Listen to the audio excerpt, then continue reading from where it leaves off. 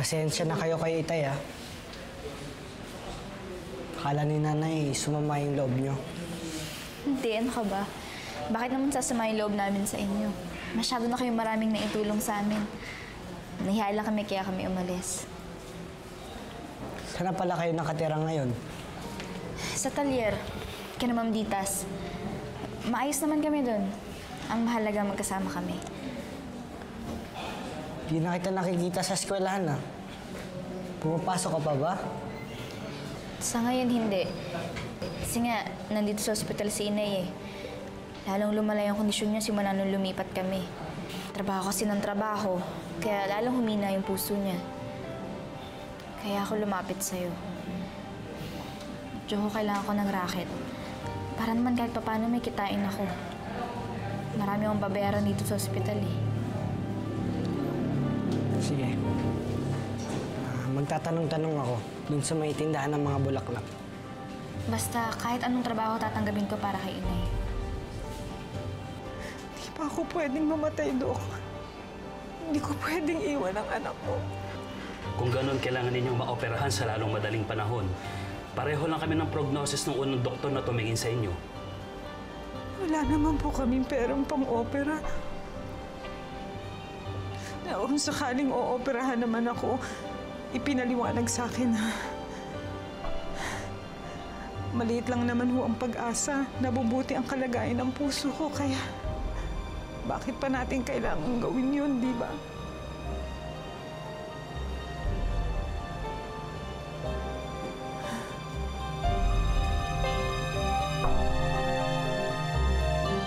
Kung noon pa lang, alam ko na ganito yung kondisyon ni Inay. Sana hindi ko na siya pinagtrabaho. Sana hindi ko na siya pinakilos. Sana inalagaan ko na lang siya kahit sa bahay lang. Ayaw ng nanay mong nag-aalala ka sa kanya. Kaya siguro, sinabi niya dating okay lang yung kalagayan niya. Daya-daya naman ni Inay. Puro na lang ako yung iniisip niya, imbis yung sarili niya. Ganun ba niya kamahal, Mariposa? Mahal na mahal na mahal na mahal na mahal ko rin ang nanay ko, Choco. Kaya ayoko siyang mawala sa akin. Sige. Maiwan na kita.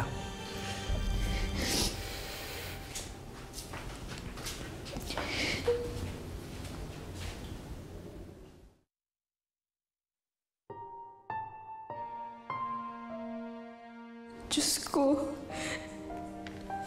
Huwag niyo po munang kunin ng nanay ko. Parang awa niyo na. Kailangan ko pa po siya. Hindi ko po alam ang gagawin ko kung sakaling mawala siya. Hindi pa po ako handang iwanan ng anak ko, Diyos ko. Gusto ko pa siyang alagaan. Gusto ko pa siyang makitang makapagtapos. Gusto ko po na naandun ako sa tabi niya. Oras na maabot na niya ang mga pangarap niya. Lahat po ng ginagawa ko para lang po sa kanya. Alam ko po kung gaano niya ako kamahal. Kaya ibinabili ko po lahat ng nagawa niya para sa akin. Walang katumbas ang sayang ibinigay niya sa akin mula nung dumating siya sa buhay ko. Siya na ang nagiging dahilan ko para gumising araw-araw, para lumaban at mabuhay. Ang mga ngiti lang po ni Inay yung nagpapasigla sa akin. Kahit anong bigat ng pinagdadaanan namin, nawawala. Nabubura ang oras na yakapin niya ako ng mahigpit sa mga braso niya. Pakiramdam ko ligtas ako. Pakiramdam ko kakayanin ko lahat. Pero Diyos ko, kung kagustuhan po ninyo na kunin na ako, hayaan po muna ninyong mahanap ko ang mga totoong magulang ni Mariposa para maihabilin ko siya ng maayos sa kanila. Dahil alam ko kahit na anong mangyari, sila lang ang maaaring magmahal sa kanya na gaya ng pagmamahal na naibigay ko.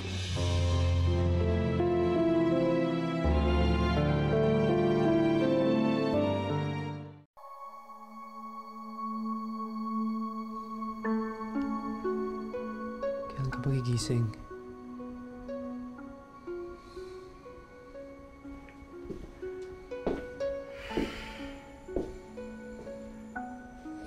Pare, papaalala ko lang sa'yo.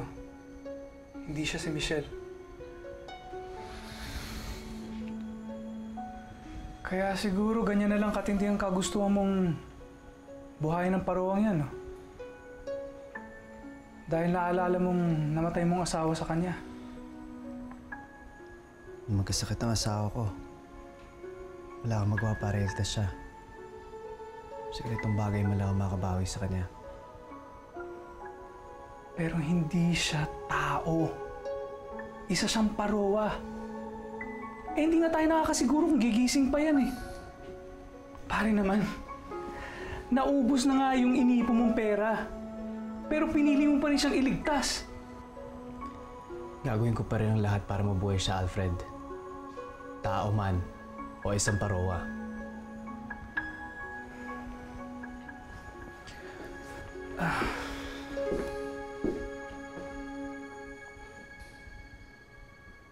Hindi po talaga matagpuan sila Roman at Alfred, ma'am. Buisit talaga. Siguradong tinakasan tayo niya dalawang yan. Alam ko may hawak talaga silang paruwa eh. Kaya sila nagtatago. Baka nagpapataas lang po sila ng presyo. Wala akong pakialam. Babayaran ko naman kahit na magkano. Basta ibigay nila sa akin yung hawak nilang paruwa. Reyes, Ma'am. siguraduhin mong hindi ka titigil sa kakahanap mo dyan sa dalawang yan, ha? Hanapin mo, ha? Yes, ma'am. Sige na.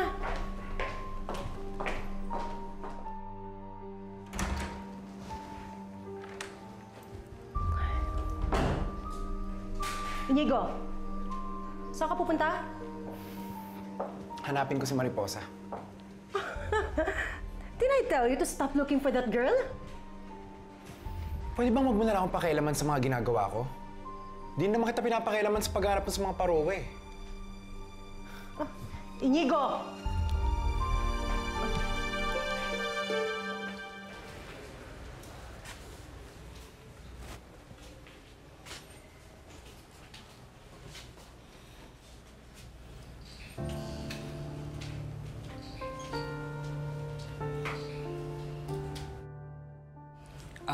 Bes. Ito muna sa labas, ha? Diyan lang yung lugar mo. Salamat. Sige.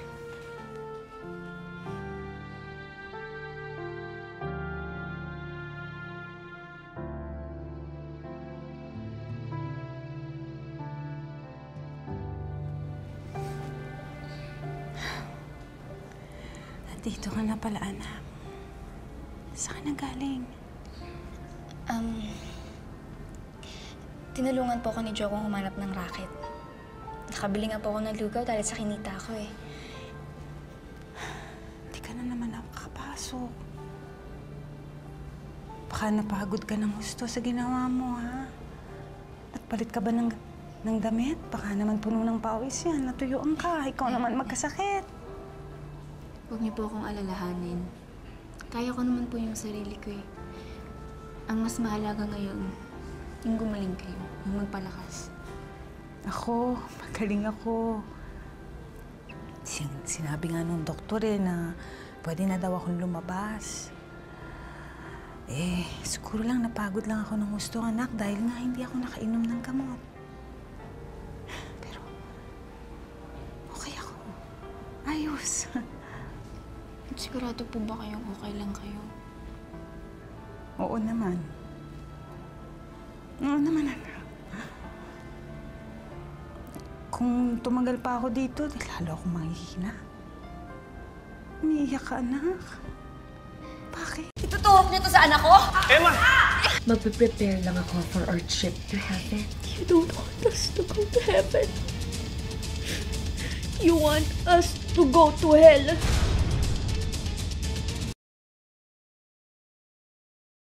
This Wow Thursday! Andiyan po si Architect Angelo Delgado. May kailangan ka sa akin? Hindi yan ang tatay mo. How can I help you? Anong kailangan mo? Wala na po ba tayong iba pang plano? Babalik si Inday sa lumang bahay. Kalugog tayo doon. Kahit na anong impormasyon na makakatulong sa atin. Ano po gagawin natin? Sino ka? I'm Miss De La Vega. Pwede bang makausap yung may-ari? Malalaman niya ang masakit na katotohanan. Angelo at Maris, matagal na silang patay. Magkita na kaya ang maglola? Inday po.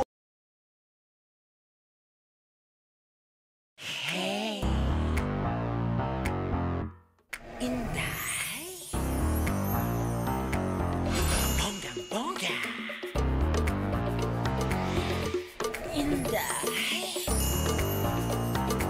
Ang kikay-kikay. Maayong pag-abot sa Cebu. Ipagawas ng lechon. Hey! Hey!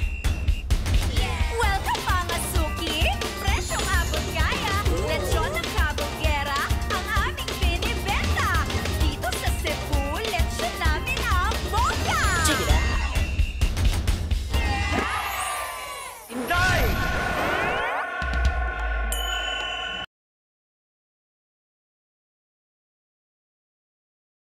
Once na-confirm na si Jude nga talaga ang ama, pag-aawayin natin yung mga Divina Gracias. Pwede ko ba malaman kung anong nangyari sa anak mo? Yung ama ng bata? My dear. Hey! Inday! Bonggang-bongga! Inday! Ang kikay-kikay! Maayong pag-abot sa Cebu! Ipagawas ng lechon. Hey! Hey! Welcome mga suki! Presyong abot kaya, lechon ng kabugera, ang aming binibenta.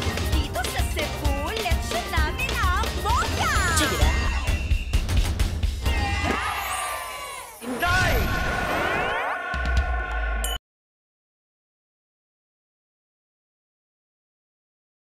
Pinang, ito na.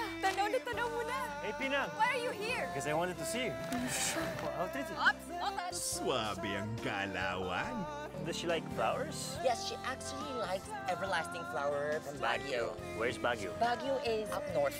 Si Phil, todo effort para mapansin ni Pina. I need to find this everlasting flower. It's not in season now, sir.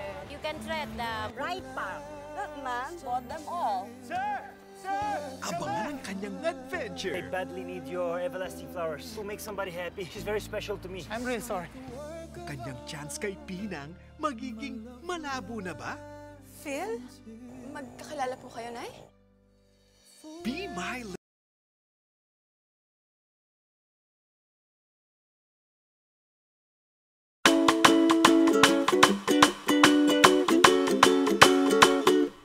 It's the little things that count, so don't count me out. 'Cause in the end, all the little things mean something.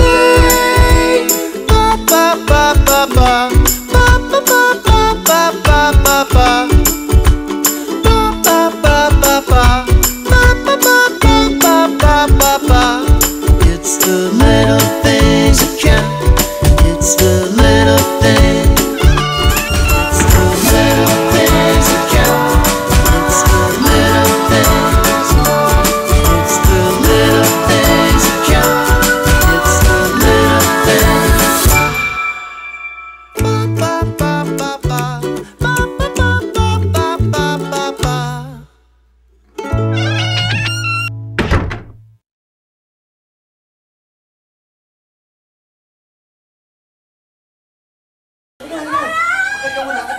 Okay.